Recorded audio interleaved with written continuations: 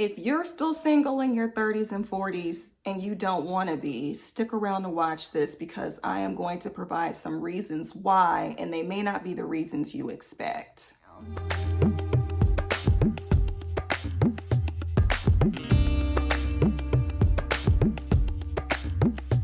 Hi, I am Portia the Communicator and welcome to my channel. In this video, we are going to talk about reasons why you may still be single, reasons that maybe your friends haven't told you, even reasons that you may not want to hear, but they're going to help you, I promise. So to dive right in, I'm going to start with a big one. It is simply the mindset that it'll just happen. It's supposed to fall out of the sky, land magically on your doorstep. Another way that this mindset shows up is thinking, I just haven't met the right one. And for my spiritual religious folks, this mindset shows up as God'll do it. If it ain't done by God, it won't happen. It's God's job. That. And I can speak wholeheartedly to all of those because I used to have them. I used to have those thoughts and those beliefs, and it kept me in the passive role. It kept me in a lack of accountability. It kept me from doing and being the person that was necessary to attract the person that I wanted, the type of love that I so longed for and desired. I thought it was someone else's responsibility. I thought it was the man's responsibility to find me. I thought everything when it came to love in a relationship, the onus was never on me. It was never my responsibility. It was never anything that I had to do, to become, to learn, to heal, nothing. And that mindset kept me single, or it repelled a lot of potential opportunities away from me. Another reason for still being single and you don't want to be is being too picky. He or she is not this. They're not tall enough. They look a certain way. They don't go to the same church that I do. They're not from this specific culture. They don't have this kind of job. I mean, the list goes on. And when you're so narrow-minded, when we have these initial surface criteria that can be very limiting, it doesn't allow us to get beyond the book cover. So we don't even allow ourselves to have conversations with certain people to discover, oh wow, there's a lot more similarity than I thought. If I had just based my decision on even conversing with this individual on this one little thing, I would have missed a really great interaction or potential relationship dynamic. And so it's important to really consider, how picky have you been? I'm not saying don't have standards. Absolutely have standards. But standards are different from shutting people out based on surface things, such as their height, their looks, their weight, all of the above. Now, there are extremities in that, but I hope you understand what I mean as far as being too picky. When you're too picky, you minimize your potential for relationship opportunities. And along with that is being shallow. Yes, I said it. Being so shallow to the point where love really isn't the deciding factor for you. It's everything material. It's everything materialistic.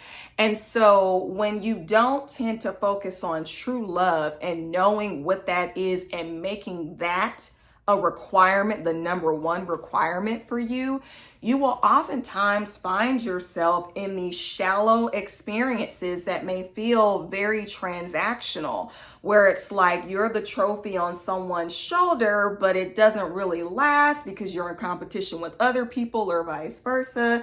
Or you may feel that you have to become someone that you're not in order to fit the bill for somebody else.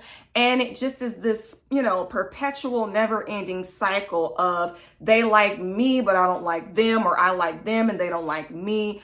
Blah, blah, blah, blah, blah. And there's never anything that's real and long lasting because the foundation of your attraction is based on something that's fleeting anyway. This brings me to the next reason. When you don't love yourself or you don't love yourself to the extent that you need to, you will often attract situations and people who don't love you either. They will not give to you if you are not giving to yourself. I said this in another one of my recent videos about attracting who you are versus what you want, because most times that is the operating power that we live by. We don't necessarily get what we want more than we get who we are or what we expect. And so if you are not in a program of self-nurture, of giving to yourself, of self-love and protection and all of the things that come with that journey, you will attract people that you constantly have to give to versus receiving. You will attract other people that require you to love them more than you love yourself. You will attract narcissists. You will attract people who are takers and all of the above. You will end up finding that those are the people who will want you for everything you've got, but they don't have the same energy in return. So just be mindful of that. Another reason why you may still be single and don't want to be is the fact that you're not positioning yourself to be seen. You're not putting yourself out there. Maybe you've gotten so accustomed to being in your bubble, in your world, in your house, on the couch, going to work and coming home and going back to work and coming home. You don't even give yourself the opportunity to be seen outside of those two places. And so because you are not socializing, because you are not introducing yourself into new circles, you are stuck seeing the same faces that you don't want to see. You're stuck looking at yourself alone in the mirror, and you're just, sulking in a sense in this same experience that you hate, but you're not taking any steps to get outside of it either. And so it's important to realize that when you are wanting, when you are looking and envisioning relationships and partnerships in your life, you have got to make the effort to get out there. And you can't be afraid. Oh, and that leads me to another reason. Trauma is such a huge reason why a lot of us stay single longer than we want to be, because we have not done the inner work to heal. And even if we have started, we haven't completed it, or even if we have completed the therapy sessions, there's still some part of us that's afraid to take that step back out there because we don't want to be hurt again, or we don't want a repeat of what happened the last time.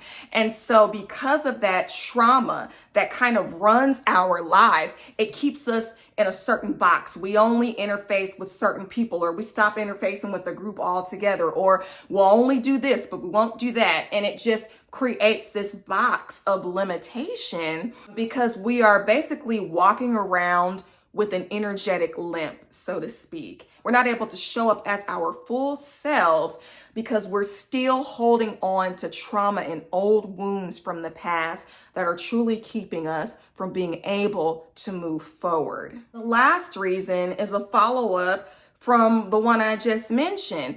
Trauma can often create limiting beliefs. So it may be something that you experienced. It may also be something that you saw in childhood.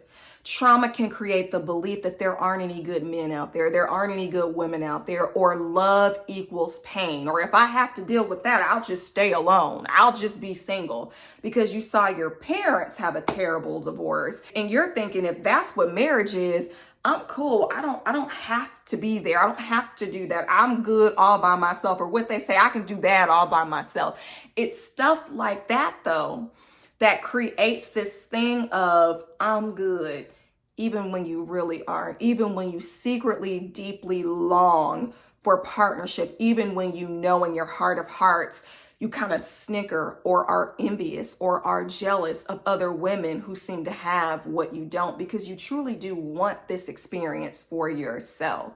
And so if any of these reasons kind of press your buttons and hit home for you, let me know. Does any of this ring true, or has it rung true for you? Let me know in the comments. I would love to hear your perspective on these reasons that I've shared.